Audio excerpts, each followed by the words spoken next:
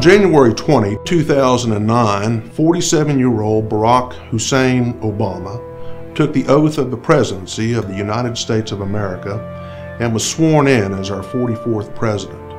Promising hope and change, almost 53% of the electorate, representing over 69 million voters, cast their ballots for the first African-American president in our history. Campaigning as a moderate, Mr. Obama appealed to both sides of the aisle, earning 43% of the white vote. Our nation was poised for a breath of fresh air and a new direction, led by the bright, young United States Senator from Illinois. Even those who did not vote for him were prepared to support Mr. Obama, who no doubt inherited some tough issues. Yet, America, the greatest nation in history, the envy of the world, led by Mr. Obama, was poised to move forward, prepared for a fresh start, a new beginning, renewed hope, and yes, even change. 3 years later, as this is recorded, we are a nation on the brink of collapse. A man was elected who is the worst and most dangerous president in the history of America. Worse than Jimmy Carter, worse than even James Buchanan, who preceded President Abraham Lincoln in office. The failure of the greatest nation in the history of the world is happening on our watch. Under Mr. Obama's administration, our national debt has increased to a staggering $15 trillion, the most rapid and greatest increase in debt incurred by any president in our history. Mr. Obama has run up more debt in just 3 years than President George Bush did in his entire 8-year term, and more prior to the Bush administration than all presidents combined in the history of our country.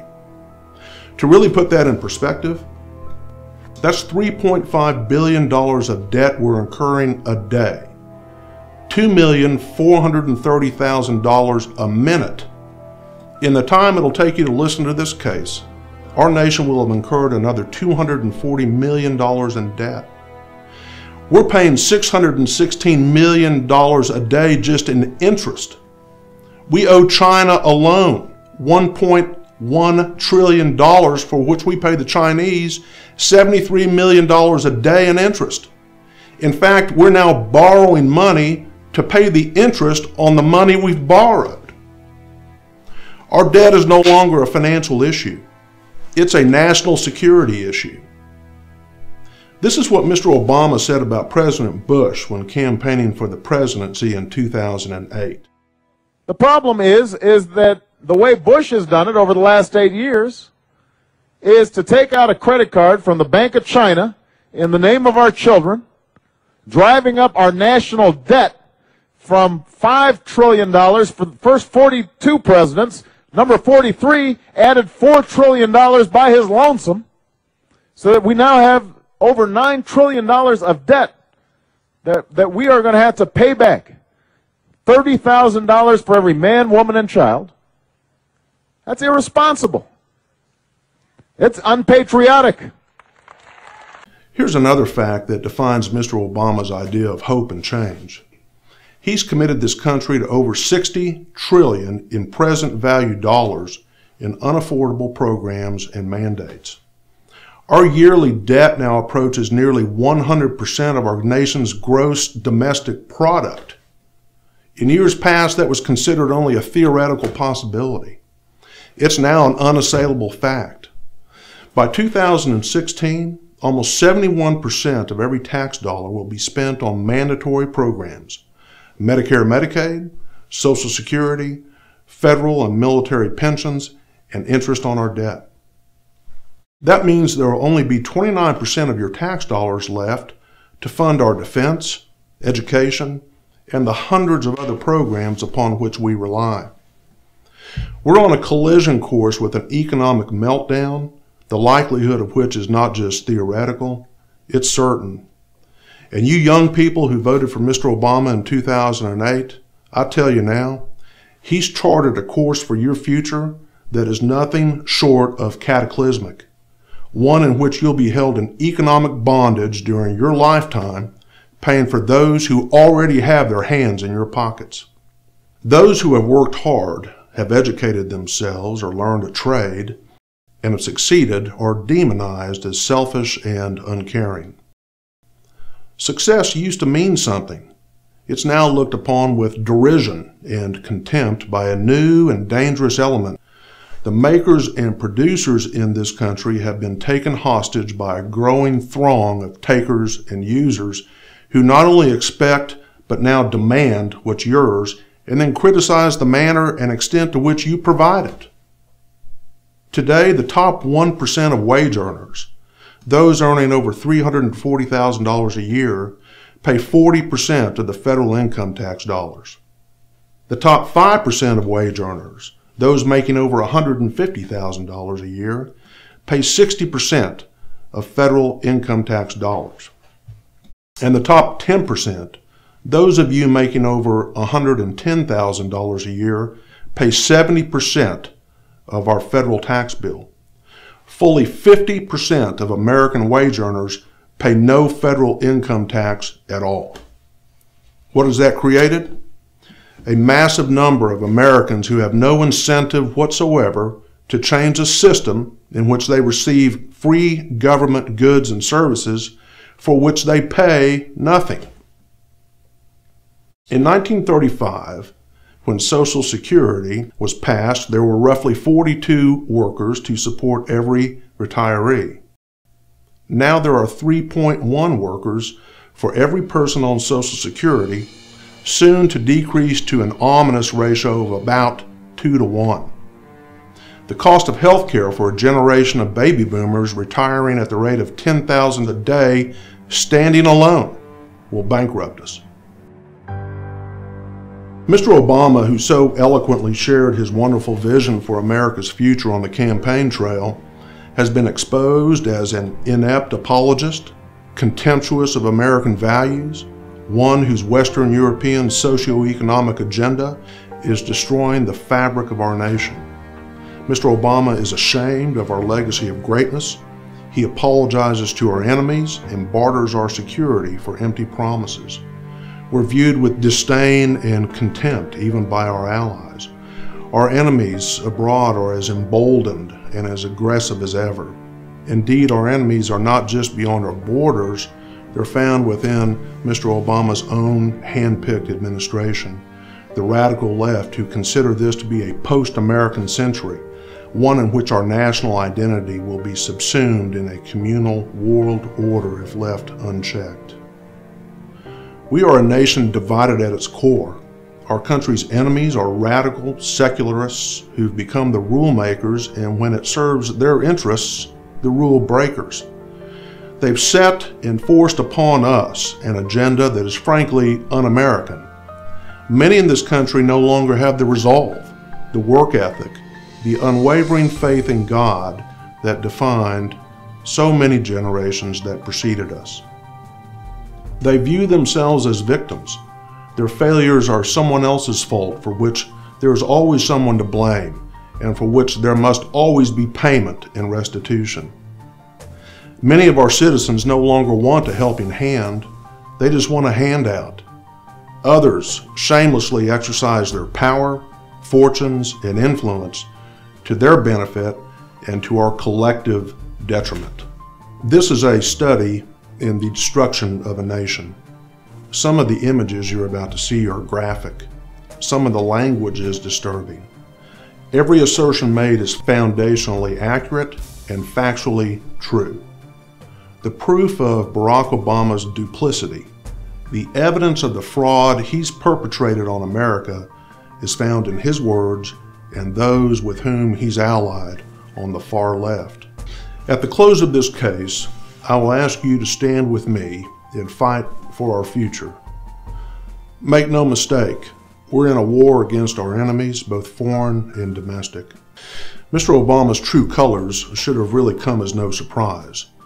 You'll remember this man, Mr. Obama's friend and mentor, the Reverend Jeremiah Wright. The government gives them the drugs, builds bigger prisons, passes a 3-strike law, and then wants us to sing God Bless America? No, no, no. Not God Bless America. God Damn us in the Bible for killing innocent people. God damn America for treating us citizens as less than human. God damn America as long as she tries to act like she is God and she is supreme. Mr. Obama was a member of Jeremiah Wright's congregation for 20 years.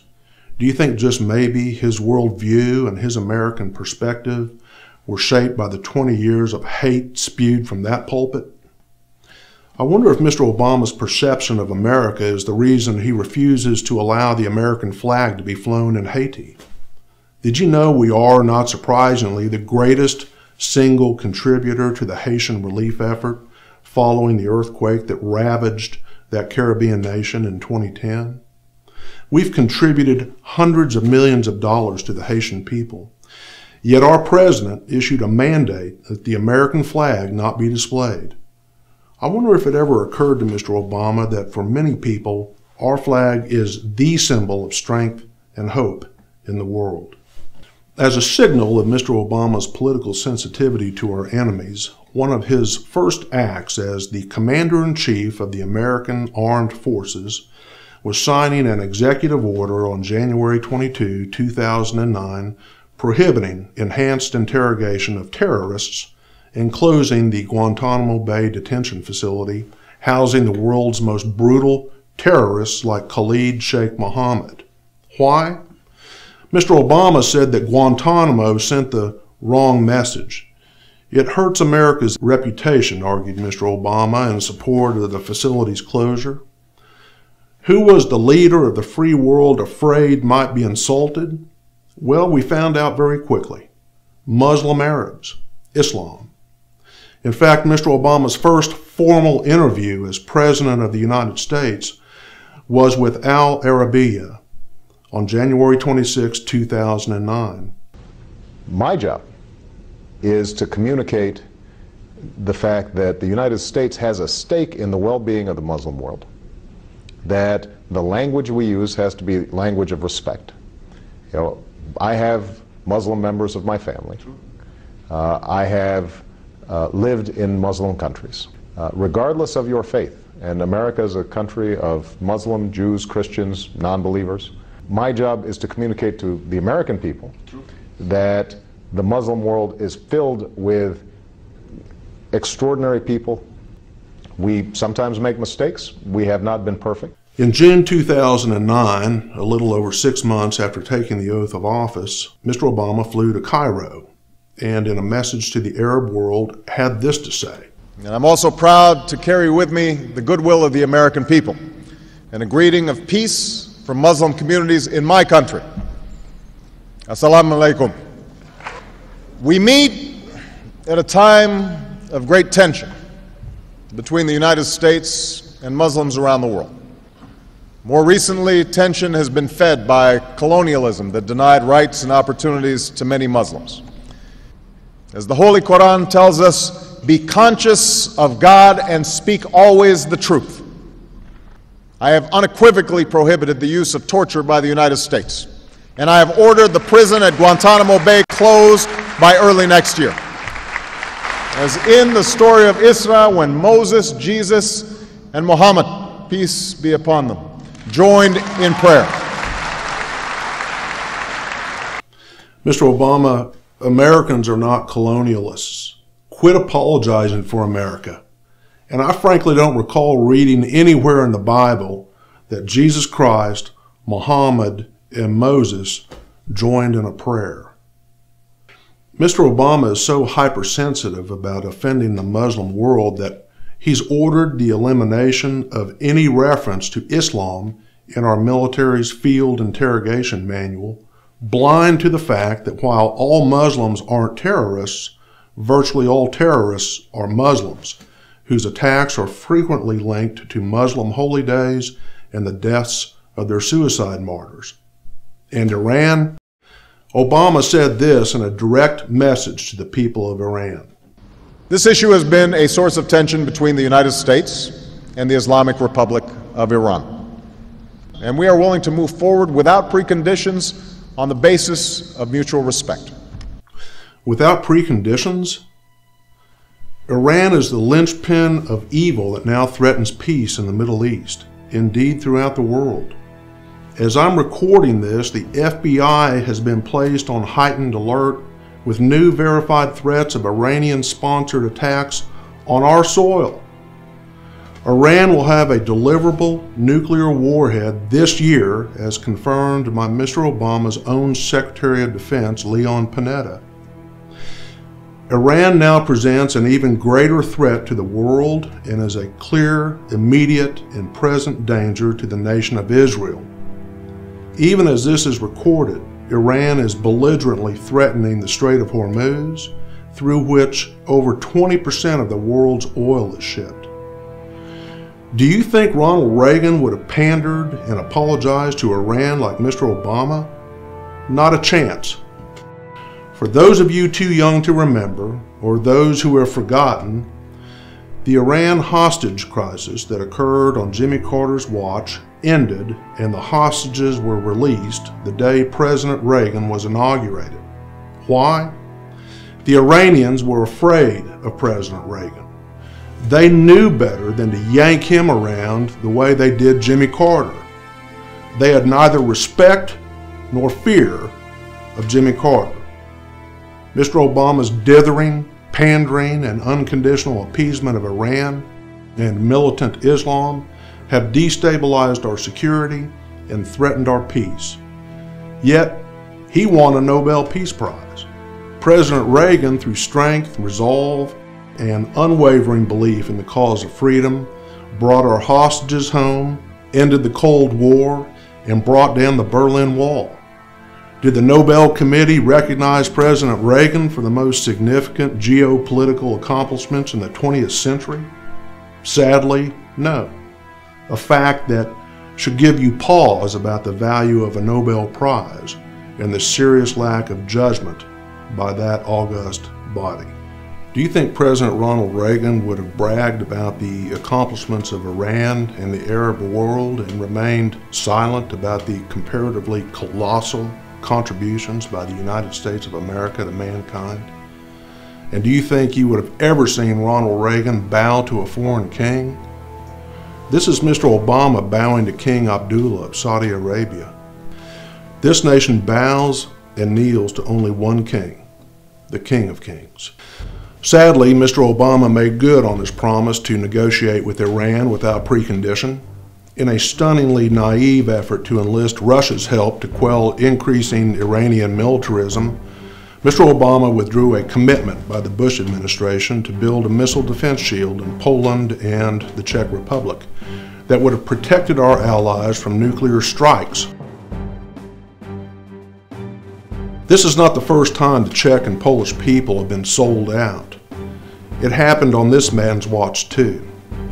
British Prime Minister Neville Chamberlain, who on September 29, 1938, famously entered a non-aggression treaty with Adolf Hitler that basically ceded huge portions of Czechoslovakia to the Nazis.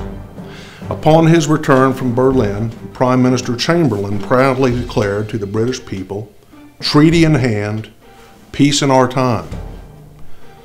Prime Minister Chamberlain's peace treaty with Hitler is now viewed as perhaps the greatest and most naive acts of appeasement of the 20th century.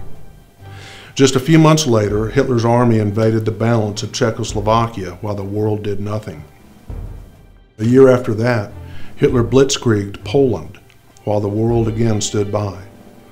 2 years later, on May 10, 1940, Germany overran France, its now infamously impenetrable Maginot Line offering nothing more than a hiccup of resistance to Hitler's advancing panzer divisions. France unconditionally surrendered in less than 2 weeks, and on July 10, 1940, Hitler's Luftwaffe attacked Great Britain. The British people, under the new leadership of Prime Minister Winston Churchill, fought alone and valiantly against the Nazis, representing a last stand against the Third Reich's almost certain control of the entirety of Europe until the United States entered the war after the Japanese attack on Pearl Harbor. Did you know Mr. Obama removed Prime Minister Churchill's statue on loan from the British government to the White House and sent it back to the UK? That would be tantamount to having the British return a statue of George Washington or Abraham Lincoln. How many times do leaders like Mr. Obama need to be reminded that the foremost responsibility of any president is to protect our country? The past is indeed prologue, Mr. Obama. Your appeasement, apologies, and unconditional concessions have served only to weaken our country and endanger the world.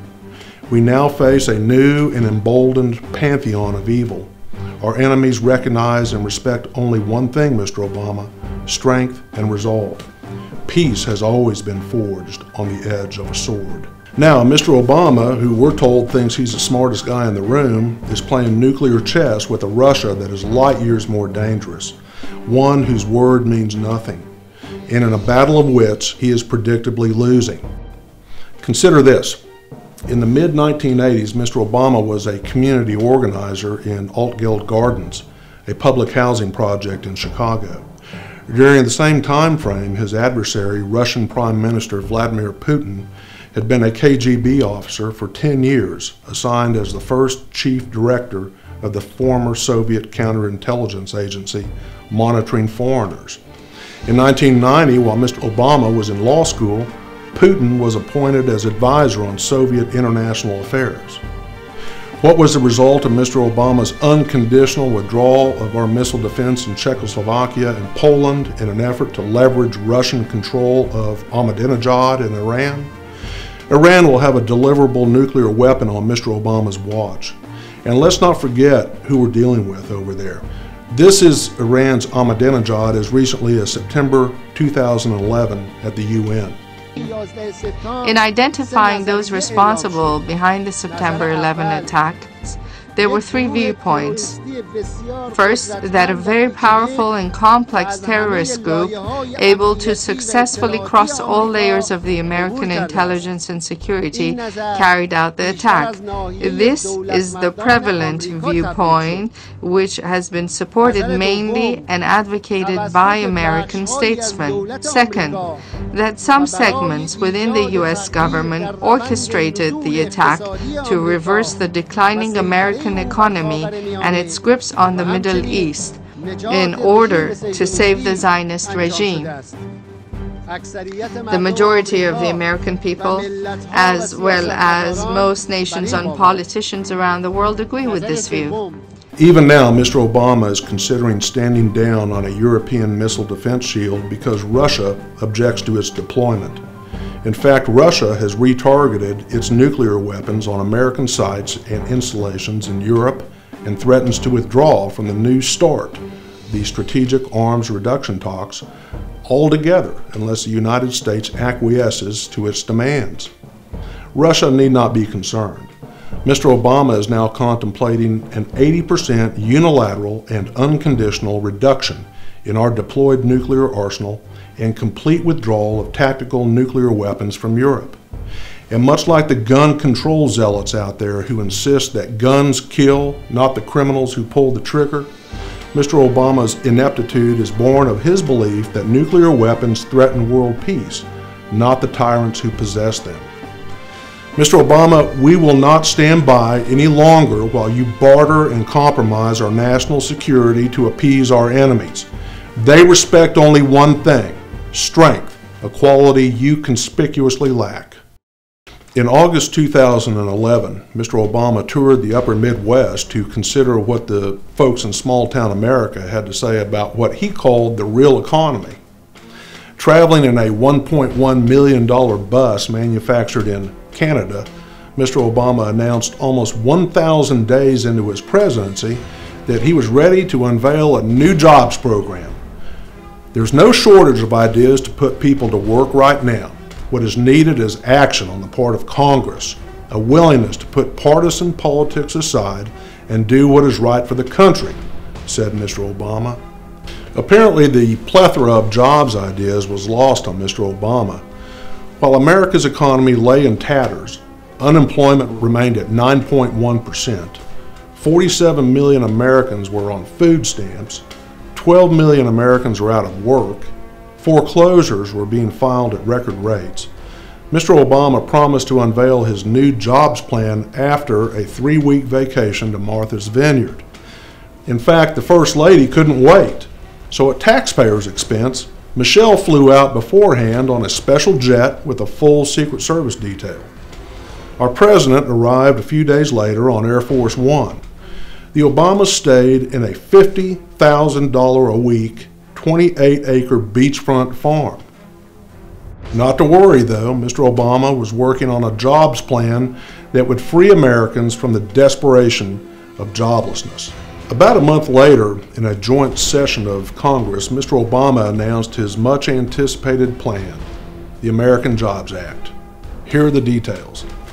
Another tax on Americans to the tune of $447 billion to do what? Repair America's infrastructure.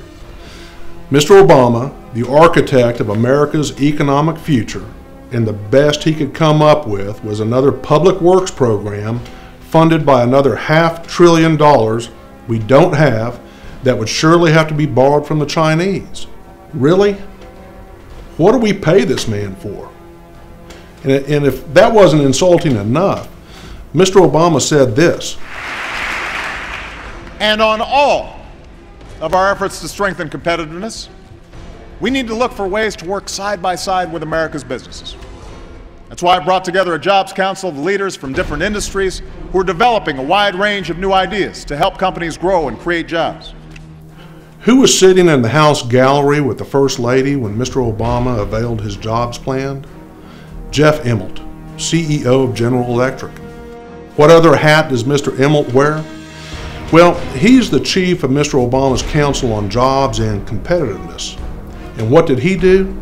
Well, in August 2012, Mr. Immelt inked a deal with the Chinese government that would sell our most sophisticated aviation cockpit technology to China's state-owned aircraft industry and allow the Chinese to compete directly with Boeing, McDonnell Douglas, and the rest of America's aviation and aerospace industry.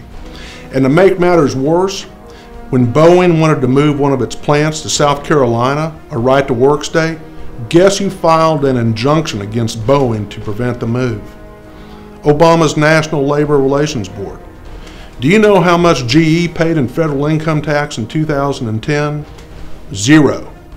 And I need not remind you that General Electric owns NBC. NBC and its affiliate, MSNBC, are the most shameless, left-wing, major news organizations and Obama propagandists in the United States. This is the truth about jobs in America. Unions have destroyed them. In fact, unions have destroyed American business. Now, I've got to confess, I'm conflicted on some level because our teachers, our firefighters, and law enforcement officers are, for the most part, unionized. They are, in my mind, among the most dedicated and courageous professionals. But here's the truth. Their demands for salaries and benefits, including pensions, are destroying municipalities and counties. In fact, the weight of union-based entitlements foisted upon taxpayers and endorsed by politicians on both sides of the aisle are unsustainable. And can anyone tell me where in the United States Constitution it says I have to join a union as a condition to employment? Add to that reams of federal regulations, OSHA, EPA, Obamacare mandates, and the hope for restoration of American jobs is all but destroyed. Mr. Obama recently spoke about a flicker of resurgence in manufacturing jobs in this country. You know where they are? In the South, right-to-work states. Is it any wonder that Mr. Obama's own advisor on jobs and competitiveness, Mr. Immelt, in addition to selling out to the Chinese government, moved GE's medical imaging headquarters from Wisconsin to guess where? Beijing, together with an additional $2 billion in customer innovation and development centers in China. Do you wonder why manufacturing jobs have disappeared in Ohio, Michigan, and Pennsylvania? Unions killed them off. Do you know why the U.S. government had to bail out GM and Chrysler, or why American manufacturing is a relic of the past, or why the costs of the few goods manufactured in this country are so high? unions. Mr. Obama, you want to cut some debt? Consider closing the Department of Labor.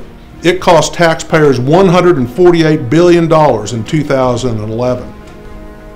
Our National Labor Relations Board is a 5-member panel appointed by the President with the consent of our democratically controlled Senate and the de facto Gestapo arm of big labor. It cost American taxpayers $287 million in 2011. The sad fact is that union employees represent just 12% of our workforce, but have wrecked American businesses and the jobs they would have provided. Now, public employee unions are doing the same thing, demanding salaries and benefits far exceeding those paid in the private sector. Yet, listen to Teamsters President James Hoffa at a labor rally this past Labor Day, wondering where the jobs are. This is your army. We are ready to march. And President Obama, we want one thing: jobs, jobs, jobs, jobs, jobs, jobs, jobs, jobs. That's what we're going to tell him. He's going to be, and when he sees what we're doing here, he will be inspired. But he needs help. And you know what? Everybody here has got to vote. If we go back and we keep the eye on the prize, let's take these son of a bitches out and give America back to America where we belong. Guess who was next up on the platform following Hoffa's class act? It is good to be back in Detroit.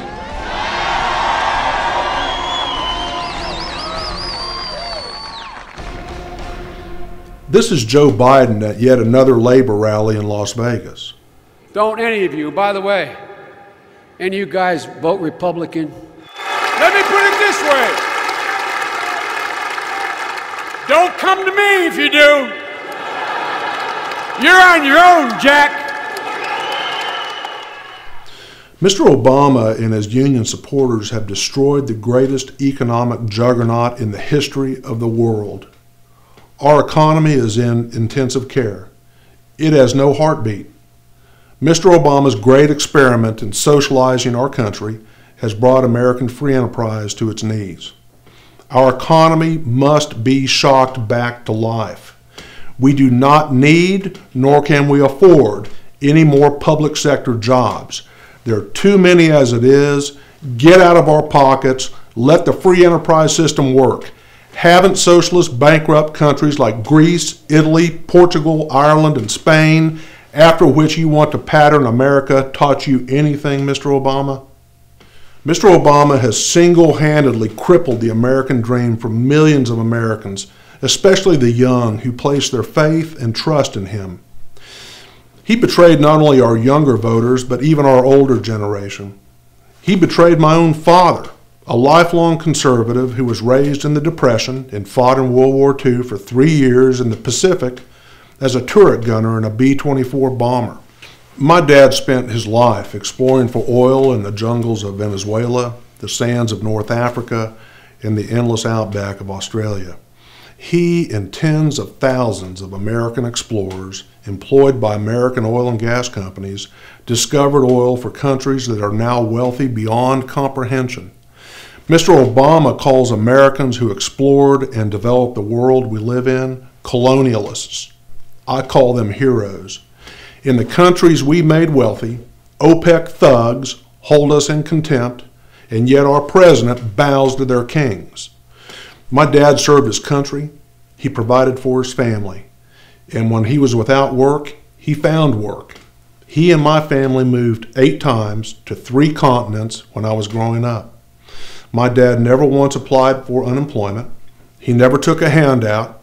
He and my mom, a school teacher who worked 2 jobs and refused to join Oklahoma's teachers' unions, put me and my sister through college and me through law school. My dad voted for you, Mr. Obama, and 2 weeks before he died in August 2009, he told me his vote for you was an embarrassment and a mistake.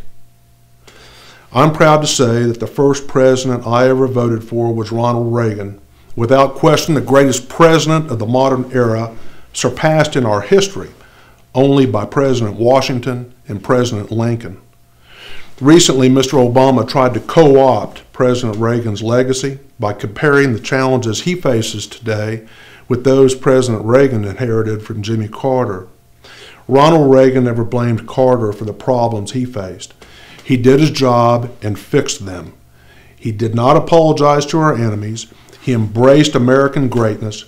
He did not rely on the government to solve our problems. He relied on the American people. Mr. Obama, on your best day, you'll never be Ronald Reagan. Global warming. Our national economic policy is based on the greatest fraud ever perpetrated on the American public, man-made global warming. Based on dubious science, we've been force-fed a lie by the liberal left that the polar ice caps are melting, our coastlines will be flooded, and the world as we know it will cease to exist. And so we've allowed those on the left to hijack and destroy our economy to save the earth from an illusory threat that is not man-made. In fact, there is no threat, just normal, completely natural and predictable climatic changes that will run their course. Is there a global warming trend? Probably. Is it caused by man-made emissions? Hardly. We've been shamelessly misled by groundless science and fear-mongering on a scale never seen in American history. Who are the proponents of man-made global warming upon whom we're being forced to rely? What's their method? What's their science? And most importantly, what's their agenda? Without question, the most shameless purveyor of the man-made global warming myth is Al Gore. Gore has peddled an Oscar-winning study in propaganda known as An Inconvenient Truth, in which Gore all but guarantees the destruction of the world as we know it because of man-made greenhouse emissions. Who's benefited most from Gore's propaganda initiative? Al Gore. He's become a multi-millionaire peddling fear and green economy demagoguery, blindly supported by the self-proclaimed best and brightest intellectuals on the East Coast and wine-sipping movie stars on the West. Gore lives in a $4 million mansion in Southern California and flies around in a G5 and apparently expects the rest of us to ride bikes and live in solar-powered tents. The man-made greenhouse myth has wrecked our economy. Do you seriously think China and India are too concerned about their carbon emissions? Did you know that in 1975, the fear rampant at the time was global cooling? A new ice age was predicted, one that would devastate our crops, cause widespread starvation, and destabilize governments worldwide. In fact, in some scientific quarters, spectacular solutions were proposed, such as intentionally melting the polar ice cap by covering it in black soot or artificially diverting Arctic rivers. Some of you may recognize this. It's the famous hockey stick graph, brainchild of climatologist Michael Mann of Penn State University, featured at the 2001 Intergovernmental Panel on Climate Change. With stunning rapidity, it became the iconic symbol and the basis of the Green Movement orthodoxy. It was the linchpin of Gore's equally iconic Nobel Prize-winning study in propaganda, An Inconvenient Truth, reflecting global temperatures spiking off the chart beginning in 1998. There's a problem though. Mann's hockey stick graph is pure fiction, conspicuously omitting references to the medieval warm period and the Little Ice Age. Why did Mann and Gore gloss over those monumentally important and proven climatic facts? Temperatures, years 1000 to 1270, were warmer than they are today. And guess what? There were no man-made CO2 emissions back then. Why is the Little Ice Age relevant? Low global temperatures, like those trending upward, are the result of completely natural and predictable variations in solar activity. The eco-warmongers used to cite an impressive list of scientists and climatologists who supported the notion of anthropogenic global warming. Those same scientists are now jumping over the rails of the titanic fraud that is man-made global warming. Some of them, standard bearers of the Green Movement, have been exposed as liars, falsifying and intentionally manipulating data to support the global warming hysteria they incited.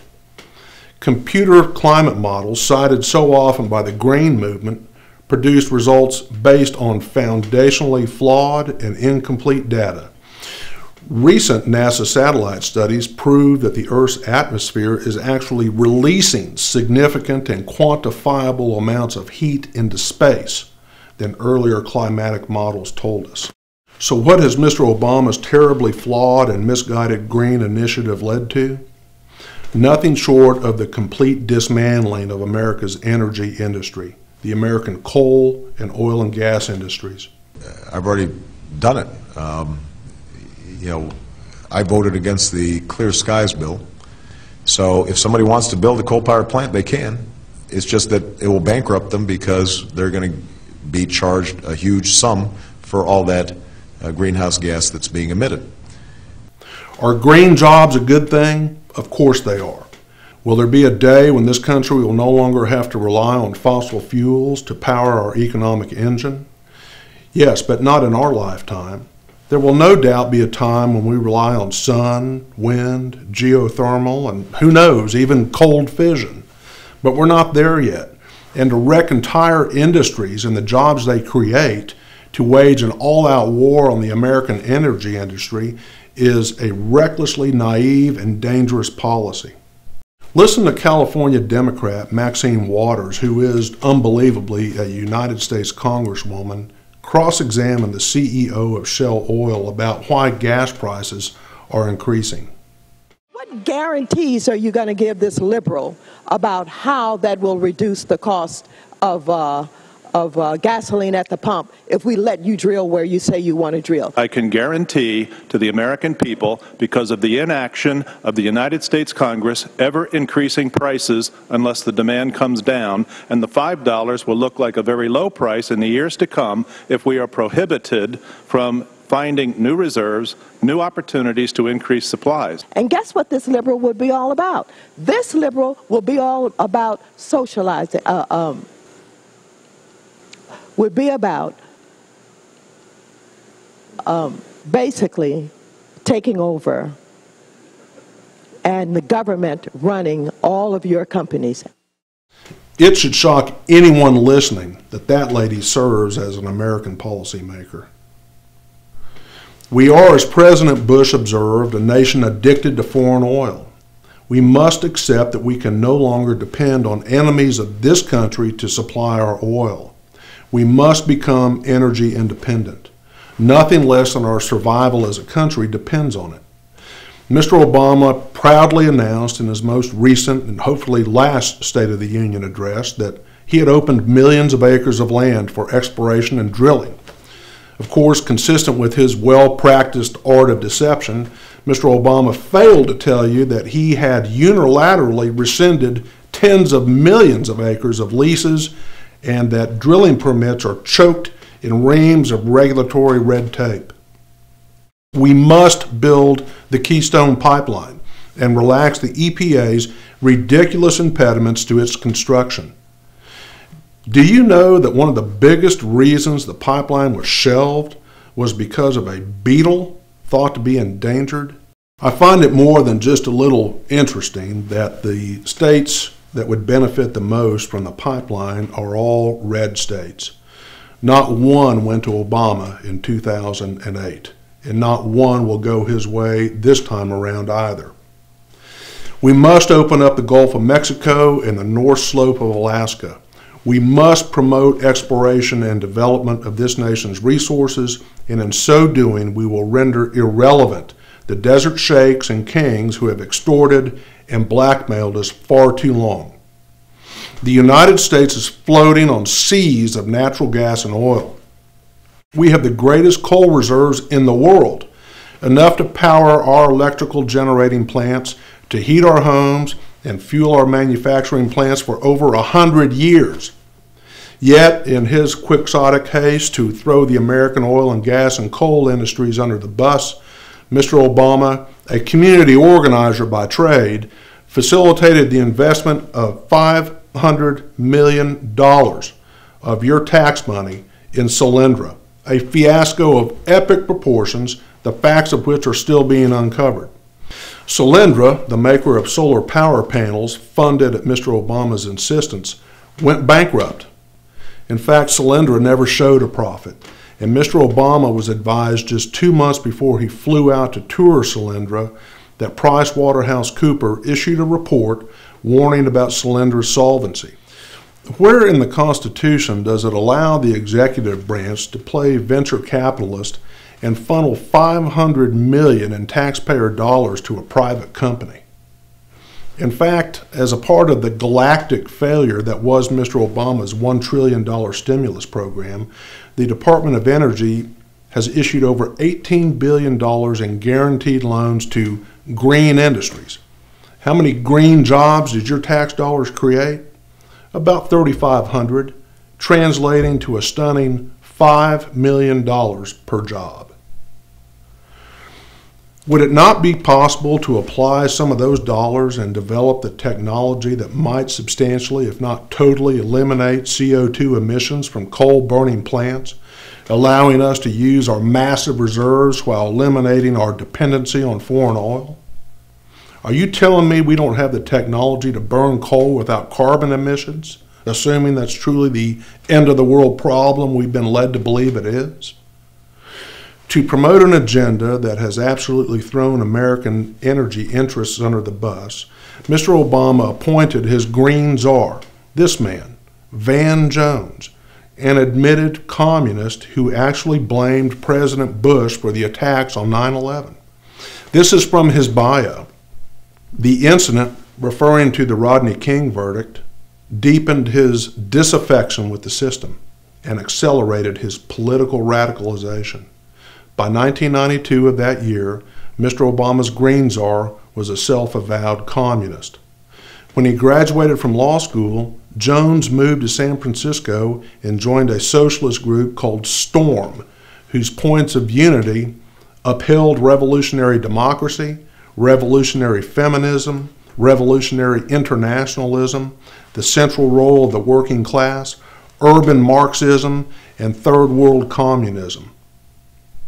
You're known by the company you keep, Mr. Obama, and frankly, to have hired someone like that is a disgrace to your office. And since we're discussing Mr. Obama's radical colleagues, don't forget that when Mr. Obama was a community organizer in Chicago, he was associated with this guy, William Ayers. Who is Ayers?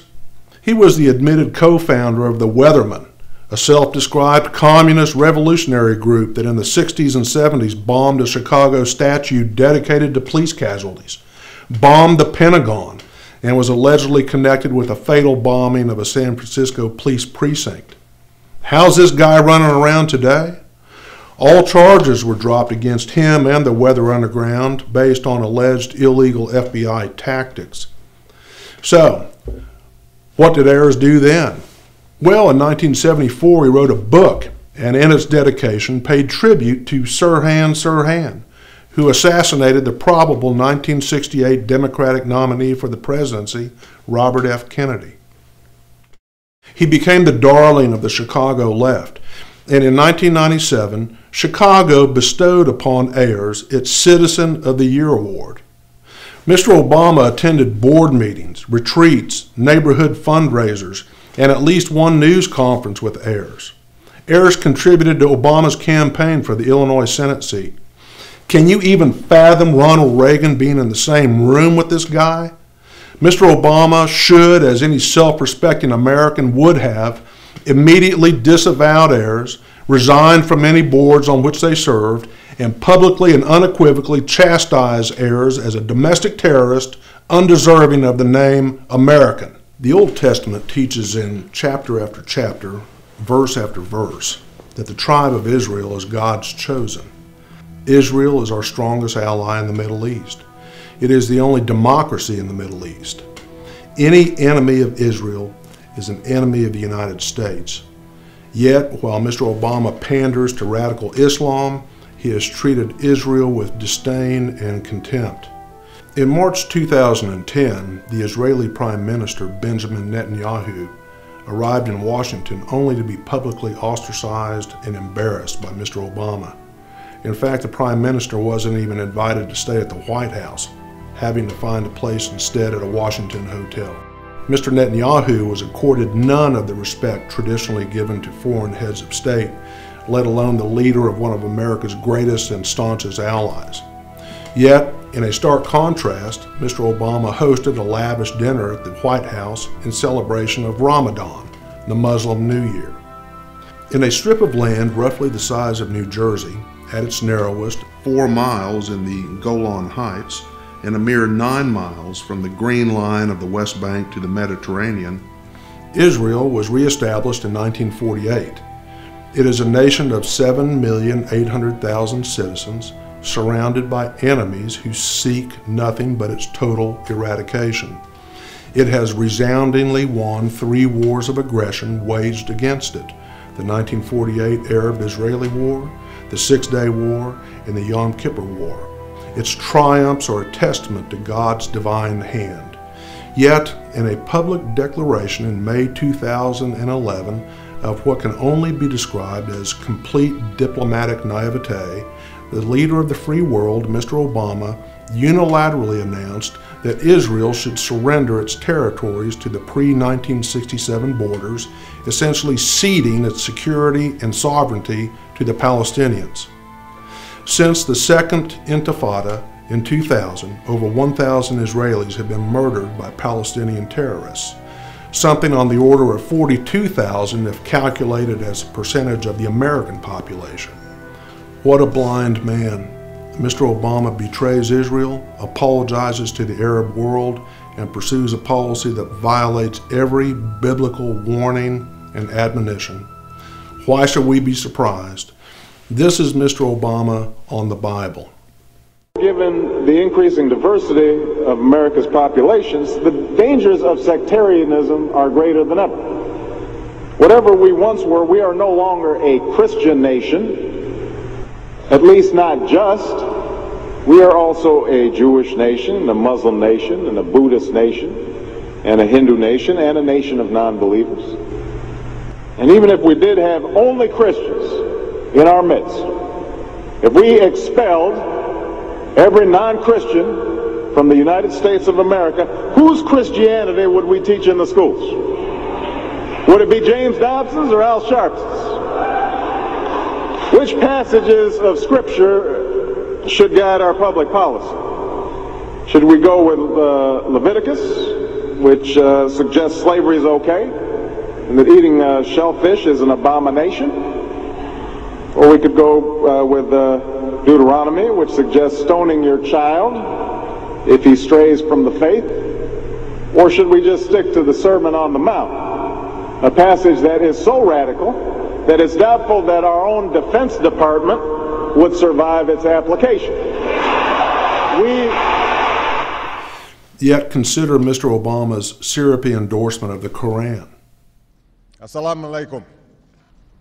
As the Holy Quran tells us, as a boy I spent several years in Indonesia and heard the call of the azan at the break of dawn and at the fall of dusk. As a young man, I worked in Chicago communities where many found dignity and peace in their Muslim faith. As a student of history, I also know civilization's debt to Islam. Using the same Holy Quran, so I have known Islam on 3 continents. The Holy Quran teaches that Islam has a proud tradition of tolerance. The Holy Quran tells us, as of this recording, the United Nations is seriously considering granting statehood status to Palestine that has done nothing but perpetuate misery, treachery, and unimaginable cruelty on Israel and the world. Peace treaties with Palestine mean nothing. The Camp David Accords, famously negotiated by Jimmy Carter with Anwar Sadat and Menachem Begin, were breached by the Palestinians. Its chief architect, Anwar Sadat, a man of peace, a man of incredible courage and vision, a man of God, was gunned down by Palestinian sympathizers in 1981. On November 8, 2011, not knowing he was on an open mic, French Prime Minister Sarkozy called Israeli President Netanyahu a liar, to which Mr. Obama replied, "You're tired of him? What about me? I have to deal with him every day." It's stunning to me, frankly, that so many American Jews are supportive of Mr. Obama. In fact, 77% of the Jewish vote in 2008 was for Mr. Obama. I tell you now, if you won't fight for Israel, we will. Our support of the State of Israel must be unwavering and complete. Anything less than our total financial, military, and spiritual support of Israel is an act of geopolitical treason. You enemies of Israel, be warned. Iran and Ahmadinejad, take heed. You who blaspheme and slander, you who deny the Holocaust, you who give safe haven to terrorists, you who in your twisted reality blame the United States for the bloodshed on 9/11, Mr. Obama's days in office are few. We will never again grant the dignity of Muslim burials for terrorists as Mr. Obama ordered for Osama bin Laden on a United States aircraft carrier. You who seek our destruction, we will not back down. We are one nation under God. We are a nation established by God Himself. We fear you not. Let us pause for a moment and discuss those of you who insist that our children be indoctrinated in Darwinian evolutionary theory to the exclusion of intelligent design. You and I are slandered as stupid and naive because we believe that our God, the God of Genesis, created the heavens and earth and created us. Intelligent design is derided by the intellectual left as the stuff of fairy tales. Yet even Darwin himself remarked how easily the origin of the species could be assailed. To accept that we morphed from the primordial ooze is to accept an evolution of millions upon millions of perfectly synchronized microbiological, genetic, and molecular mutations, the statistical likelihood of which is incomprehensible, in fact, impossible.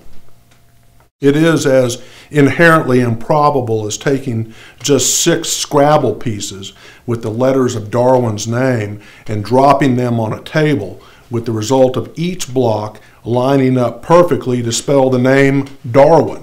Forgetting for a moment how the Scrabble pieces came into being, you can try 24/7, 365 days a year, and it will never happen. As stated far more eloquently than I ever could, Michael Behe, author of Darwin's Black Box, even something as ingenious but as simple as a mousetrap fails if only one of its 5 component parts does not work. How then does one explain the extraordinarily complex process of coagulation, or the genius and perfection of the human eye, both subsets of the greater host that is the incredible human body? You who have all the answers, where is the unbroken fossil record that supports this, something we are all force-fed in junior high science? Is this the best evolutionists can come up with? Leakey's bipedal Lucy, thought to be the proverbial missing link? For those who choose to subscribe to the theory of Darwinian evolution, I have no doubt you evolved from this. You and I are those who Mr. Obama famously derided during his campaign while at a wine tasting in California as clinging to our Bibles and guns. And we're the same people to whom Joe Biden referred to in this clip.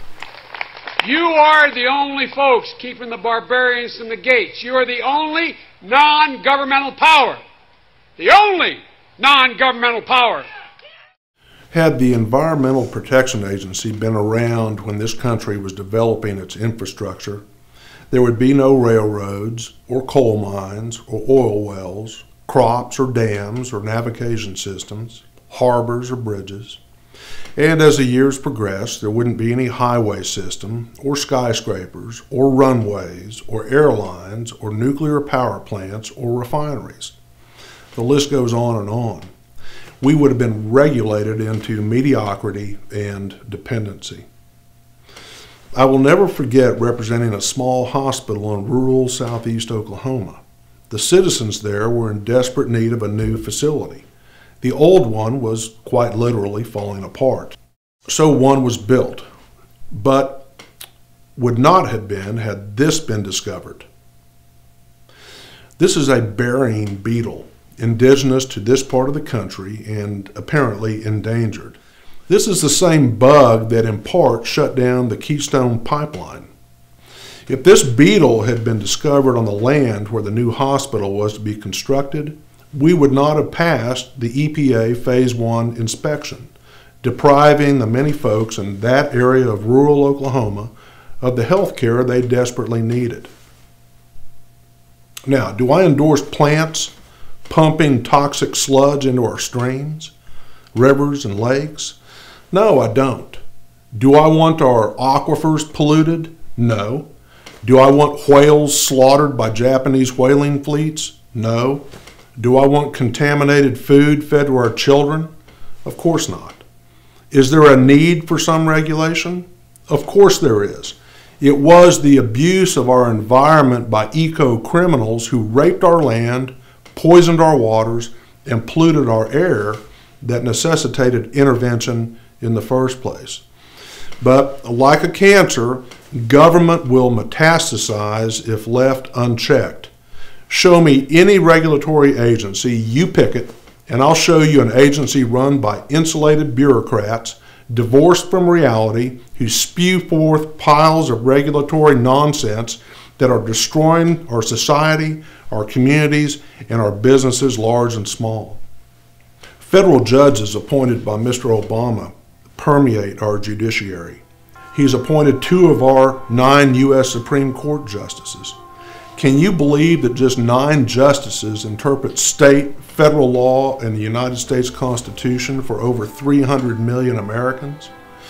United States Supreme Court Justice Ruth Bader Ginsburg, former general counsel for the ACLU and a Clinton appointee, recently told students at the University of Cairo that she would not use the Constitution of the United States of America as a model upon which to draft a new Egyptian constitution. That is stunning beyond my ability to even comprehend.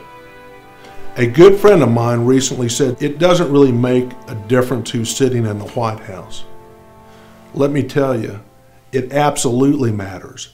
And one of the most significant reasons is because the President appoints our Supreme Court justices. They are there for life.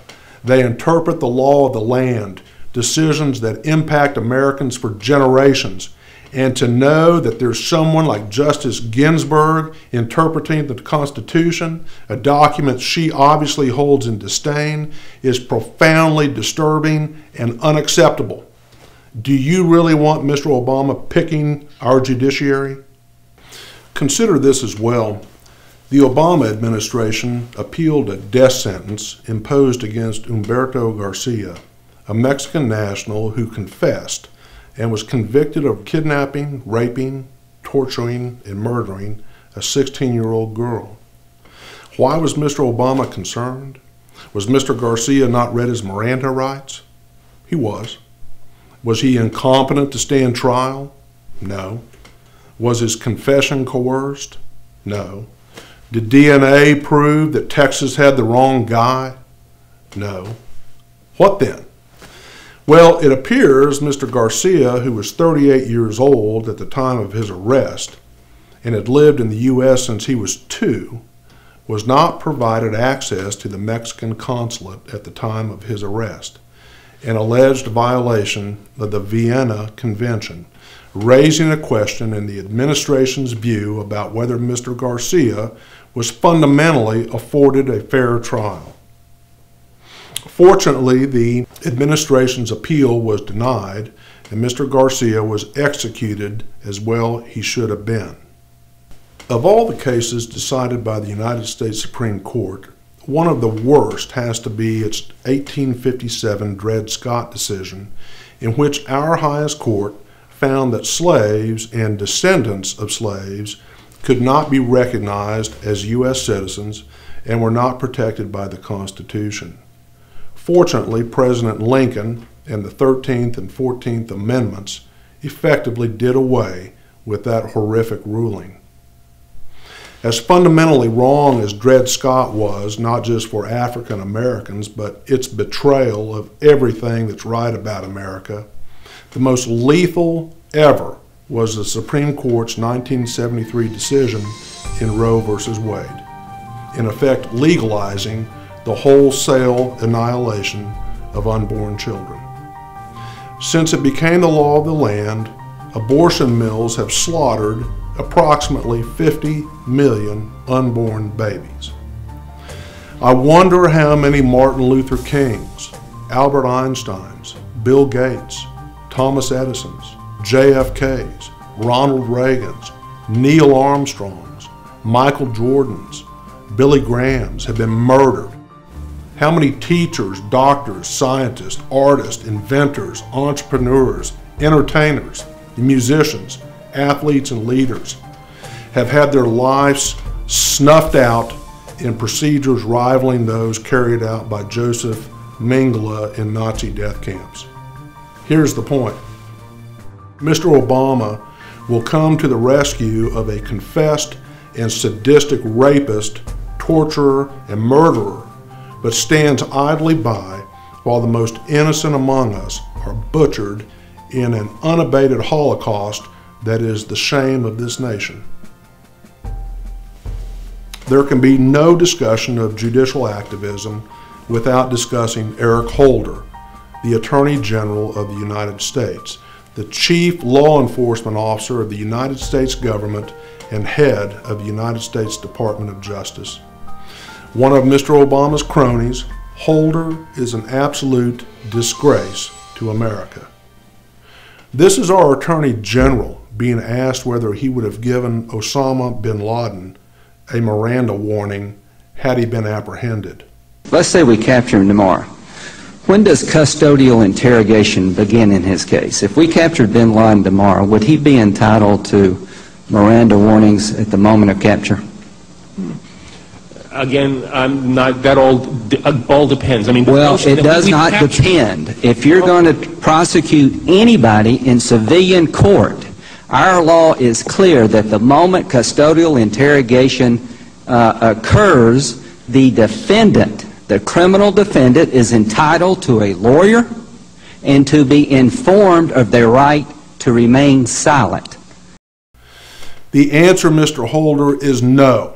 We would have never Mirandized bin Laden and will never Mirandize terrorists.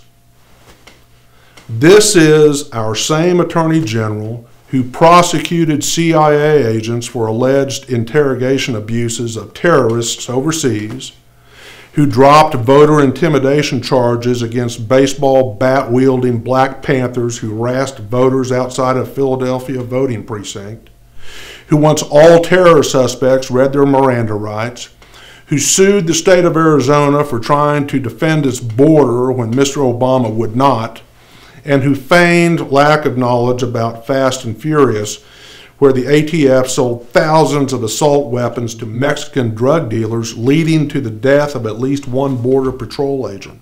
Did you at any time, email on your personal account with Lanny Brewer and Gary Grindler in regards to Fast and Furious, ever? Ever? Yes or no? The gentlewoman is recognized for an additional minute so the Attorney General can respond to her questions. I don't know. I can tell you that I didn't know anything. Would you check and get back with us? If you need some help, I'm sure that your agency personnel can get into those computers. If he didn't know about Fast and Furious, as Mr. Holder claims, that's frankly a gross failure in leadership and control of his own department. And if he did, and he most likely did, that too is a stunning, reckless blunder and further proof of complete incompetence by one of the most powerful men in the United States government, a part of the Trotsky trifecta: Obama, Biden, and Holder. Obamacare. It's estimated there are 32 million uninsured Americans who will receive coverage under Obamacare at a cost of nearly $1 trillion.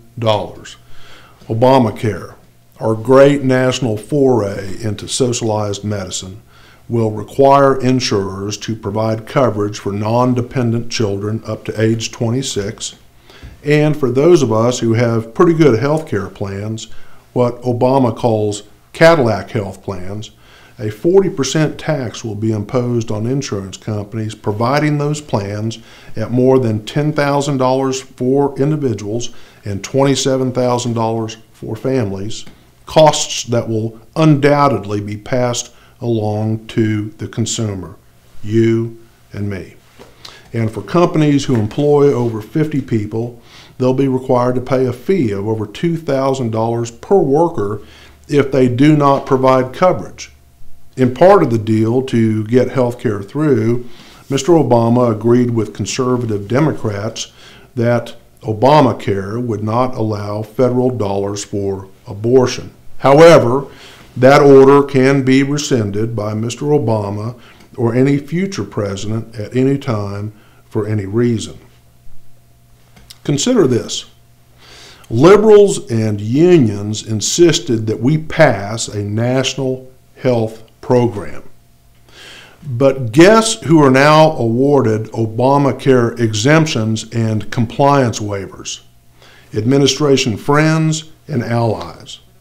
More than 40% of the Obamacare waiver beneficiaries are union members. Not surprisingly, unions provided more than $120 million to Democrats in the last two elections, and in many cases openly campaigned in favor of a government takeover of health care, only to be granted compliance exemptions from the very program they championed. So let's get this right. The liberals who forced Obamacare down our throats get waivers so they don't have to pay for it, while the folks who objected to it and never wanted it to begin with are paying for it. Classic liberals, always willing to spend your money, but don't dare take a dime of theirs. There are 435 congressional districts across America, and nearly 20% of the new waivers found their way to a single district, Nancy Pelosi's, the liberal former Speaker of the House, who ramrodded the bill and then famously admitted this. We have to pass the bill so that you can find out what is in it away from the fog of the controversy. While liberally granting waivers to its allies, the Obama administration has blocked freedom of information requests, demanding to know what the criteria is for waivers and why they've been denied to other applicants. Surprisingly, one of the largest liberal organizations in the country is the AARP, a key player in passing Obamacare. The AARP provided a big chunk of the $121 million spent on ads supporting the bill's passage. I wonder if they knew that $500 billion in Medicare were being siphoned off to fund Obamacare. Mr. Obama promised in arguing for the passage of the Patient Protection and Affordable Care Act that we would be allowed to keep our current health insurance and our doctors. However, his own Medicare chief actuary now acknowledges that Obamacare may cause up to 20 million Americans to lose their current health insurance policies, and doctors who are increasingly leaving Medicare, Medicaid, and the practice of medicine altogether. In response to a question about the Occupy Wall Street movement, Mr. Obama said that it had given voice to what many in America believe to be true, that Wall Street fat cats rule the country.